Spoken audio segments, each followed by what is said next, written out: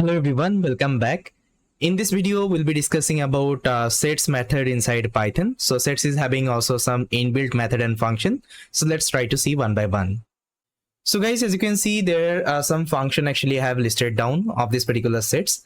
And I kept some of the examples so that I can show you. And it's like the same thing we have learned inside a set operation. I think remember union. Then we have learned about intersection. The same thing we can perform with the help of method as well, like set function as well. Okay, that's why I already written this particular code in this particular notebook. Now see, apart from that, I also listed down some of the common function we can apply. As I already told you, these are the common function can be used anywhere, inside list, inside tuple, inside sets. Okay, anywhere you can use them. Fine. The function like length, sum, min, max, and sorted. We have already seen this particular function in our list and tuples. Okay, so I think I don't need to explain it again and again. You can see length will check the length of this particular set, and sum will calculate the sum for all the item. Then minimum value you can see it's 1, and maximum value you can see it's I think 7, and it will sort the this particular item. Okay, you can see reverse is equal to, that means it will do the descending order. Now if reverse is equal to false, it will do in a ascending order. Okay, I hope this part is clear. Fine, these are the common functions. So apart from that, we are having something called union and update. So first of all, let's try to see the union. See, union is nothing but the same union we have learned inside our operations. I think remember, in operations also we learned the union. So what union will return? It will return the unique value. Okay, it will return the unique value. If there is any duplicates, it won't be giving you the duplicates. Okay, it will give you the unique value of it. Let's say 1 2 3 4 5 4 5 6 7. So if I perform the union, it will give me 1 2 3 4 5 4 5 6 7 and 8. Okay, it won't be giving this particular 5 and 4 two times because it's a duplicates one. Fine. So you can see we can also perform the same thing with the help of union function. I just need to write s dot union. Here I need to pass the s2. Okay, because I want to check the union okay, of s1. Okay, with respect to the s2. Now see, if I execute this particular program, you will see I'm getting the same output. The output actually I got here. I hope this part is clear. Only the difference is here I'm using the symbol, here I'm using this function. Okay, that is the difference only. Now what update will do, see, whatever result actually we are getting, okay, after performing this particular union, this particular update method will update inside this particular, let's say sets, the s1 sets. I think that means inside this particular s1 variable, this particular result would be updated. Let me show you. If I execute this particular program, you'll see that the result actually I got, it is updated inside my s1. Okay, s1 object, that means s1 variable. Okay, s1 variable, it is updated. Fine, that is the idea only. Now you can see the s2 will remain same. Okay, s2 will remain same. And what about s2 will remain same, because here we are updating on top of s1. Okay, not s2. Okay, that is what actually you have to remember. Now the second thing, you can see the intersection and intersection update. The same thing, whatever intersection you have learned from here, that means it will give you the common item only. See, we can do this particular intersection with the help of this particular function. Now here, if you see, I'm checking the intersection of the s1 with respect to s2. I can see common item is 4 and 5. Okay, in both places it will return me 4 and 5.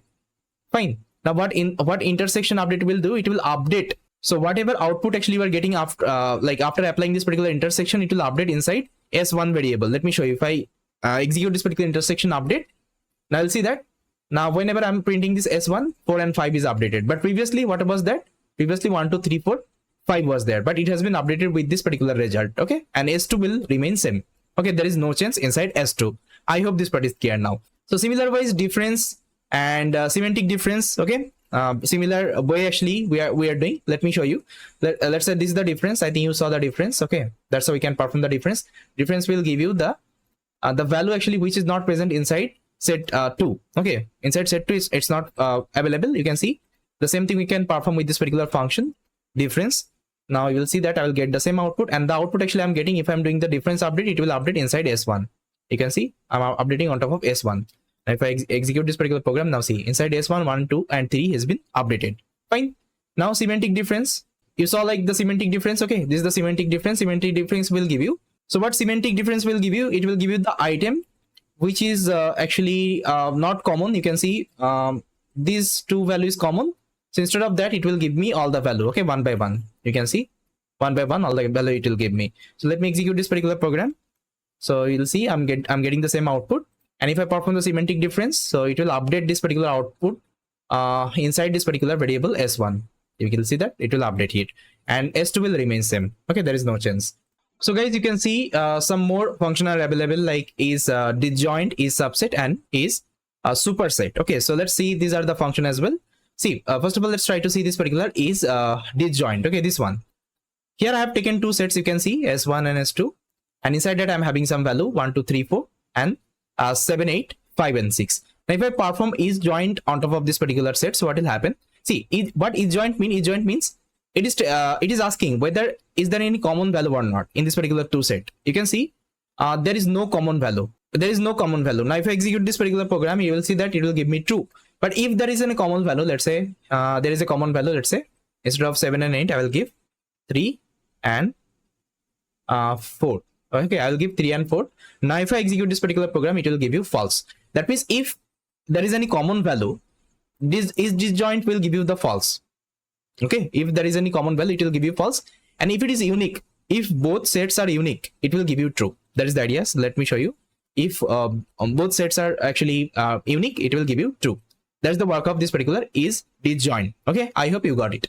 Now the next thing, you can see the is subset one. Now see here I have two sets actually. You can see 1 2 3 4 5 and 3 4 and 5. Now here I'm checking the is subset. That means I'm checking is s2 is a subset of s1 or not. You can see 3 4 and 5, it is present inside s1. Okay, that means s2 is a subset of s1. Okay, it will give you the true. So it will give you the true. But if you just write s1 is subset of s2 or not, okay, it will give you false, because s1 is not a subset of s2, because 1 2 3 1 2 3, okay, 1 and 2, actually this item is not present inside s2. That's why it will give you false. Okay, I hope this part is clear. What is the subset one? Now let's discuss this particular is superset. See, here I'm checking is s1 is superset of s2 or not. Definitely it's a superset of s2. Now if I execute, you'll see that it will give me true. Okay, I hope this part is clear. Now the last function we'll be learning about copy. I think you already know what is copy. Copy will just make a copy. It will make a just shallow copy. Now let's say this is my s1 sets, and if I just do the copy operation inside s2 variable, so it will copy all the item inside s2 as well. Okay, this is the idea. So yes, we have covered all the function which is available inside sets. I think you got it. Okay, and if you have any kinds of doubt, feel free to comment in the comment section. Okay, definitely your doubt will be resolved. So with that guys, thank you so much for watching this particular video, and I will see you next time.